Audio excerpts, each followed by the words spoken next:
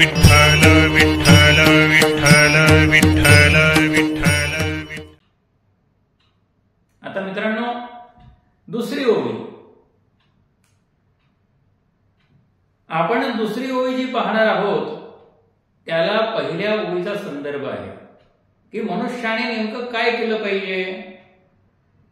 मग तुम्ही म्हणाल, अरे आपण जर ते नाही केलं तर काय होणार आहे, आणि मग खरोखर नाहीच केलं तर, आणि काही प्राणी जे आहेत खरोखर नाहीच करत ते, त्याच्यामुळे काय होतं, भगवंताचं काही नुकसान होत नाही।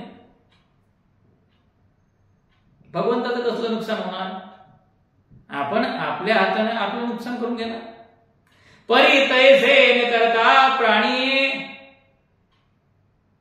वाया आपुलिया हिता वाणीये, जे पोताती पाणीये तळहाताचे। म्हणतात की नाही, चुल्लू भर पाणी में डूब मरना। तर ते इकडे या ठिकाणी आपल्या माऊलींनी उपमा काय वापरलेली आहे की तळहातामध्ये पाणी केवढंसं राहणार। जर एखाद्या माणसाला पोहायचं असेल तर त्याने निदान समुद्रात तरी जावं, समुद्र जवळ नसेल तर त्याने एखाद्या मोठ्या तलावात जावं, तलाव जर नसेल तर त्याने नदीवर जावं, नदी जर नसेल तर मग त्या विहिरीमध्ये जावं। आणि शहरातल्या लोकांना काय सांगणार, इथे काहीच नसतं, तर निदान मग स्विमिंग टँक म्हणतात किंवा स्विमिंग पूल म्हणतात, तिथे तरी जावं। पण हे सर्व न करता तळहाताच्या उंजळवर पाण्यामध्ये तो डुबकी मारण्याचा विचार करतो, म्हणजे किती मूर्ख आहे, एवढा मूर्खपणा आहे। म्हणजे परमेश्वराच्या भक्तीची नानाविध साधनं जी आहेत, साधन खरं एकच आहे की भगवंताच्या नामाचा जप, पण मग ते जप करण्याची साधनं वेगवेगळी आहेत की नाही। भजन करा, कीर्तन करा, कोणत्या तरी मिशाने भगवंताचं नामस्मरण करा। म्हणून जुन्या काळी आपल्या मुलाबाळांची नावं गंगा, भागीरथी, विठ्ठल, पांडुरंग अशी ठेवली जायची। आता इतकी परिस्थिती आलेली आहे की लोक आपल्या मुलांची नावं जी आहेत ती निरर्थक ठेवायला लागले आहेत। काशा, राशा, मिशा, साशा, बाशा, माशा अशा रीतीने ती नावं ठेवायला लागलेली आहे, म्हणजे ज्याला काही अर्थच नसतो। काही ठिकाणी अशी टोम निघालेली आहे की नवरा आणि बायको यांच्या नावातली आद्याक्षर घेऊन एखादा निरर्थक शब्द बनवायचा आणि ते नाव त्या मुलाला ठेवायचं। मी अशा पालकांना प्रश्न विचारतो की बाबांनो, अरे तुम्ही त्या मुलाची परवानगी तरी घेतली आहे का असं विचित्र नाव ठेवताना? पुढे तो मोठा झाल्यानंतर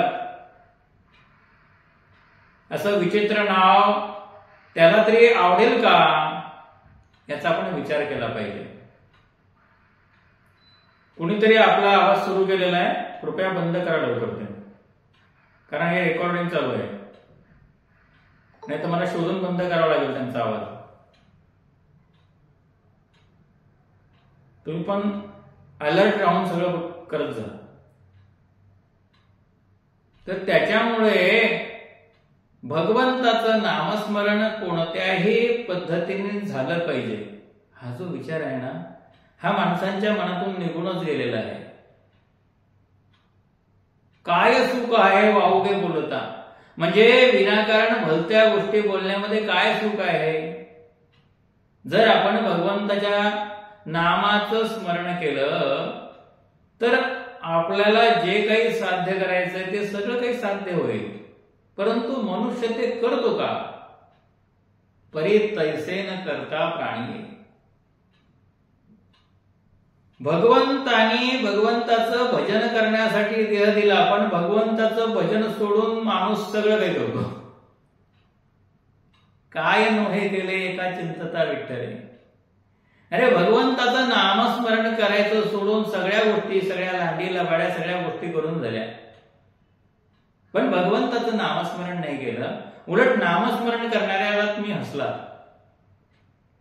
अभक्त. काही लोक असं म्हणतात की जगात देव नाहीच आहे म्हणून, आणि जगात देव आहे असं म्हणणाऱ्यांना ते हसतात. पण त्यांना लक्षात येत नाही की आपणच आपली हानी करून घेतोय म्हणून. ठीक आहे, कारण अश्रद्धानाम असं वचन गीतेमध्ये का आहे, तर भगवंतावर श्रद्धा नसलेली मंडळी या जगात असणारच. काहींचं दुर्भाग्य असं असणारच की ते भगवंतावरती श्रद्धा ठेवणार नाही. हे भगवंतांना माहीत असल्यामुळे गीतेमध्ये असं म्हटलेलं आहे.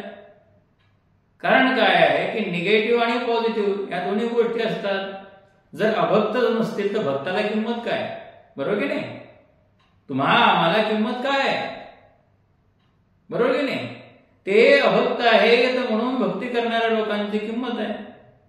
म्हणून आपण लक्षात घेतलं पाहिजे की आपण त्यांच्या नादाला लागायचं की नाही लागायचं. म्हणून आपण त्यांच्या नादाला नाही लागायचं. जे अभक्त आहेत त्या अभक्तांचा उद्धार फक्त अवतारी पुरुष करू शकतात, महात्मे करू शकतात, संत करू शकतात. आपण त्यांच्या भानगडीत नाही पडायचं. आपली जोपर्यंत तेवढी शक्ती वाढत नाही तोपर्यंत फक्त आपण भगवंताची भक्ती करण्यातच आपण स्वतःला वाहून घेतलं पाहिजे. आणि मना सज्जना भक्तिपंथेचे जावे असं म्हटलेलं आहे. तरी श्रीहरी पाविजे तो स्वभावे, हरिमुखे म्हणा, हरिमुखे म्हणा पुण्याची गणना कोण करी. फक्त हरी हरी म्हणण्याने एवढं पुण्य प्राप्त होतं की त्याची गणना पण कोणी करू शकत नाही. म्हणा ना, मग भगवंताचं नामस्मरण केलंच पाहिजे असं भगवंताने सांगितलेलं आहे. आता गंमत अशी आहे की नामस्मरण कोणी करावं, त्यासाठी आपण पुढची ओळी बघितली पाहिजे. पुढची ओळी काय आहे, या परी पाप योनी ही अर्जुना का वैश्य शूद्र अंगना माते भजता सदना माझी आयती.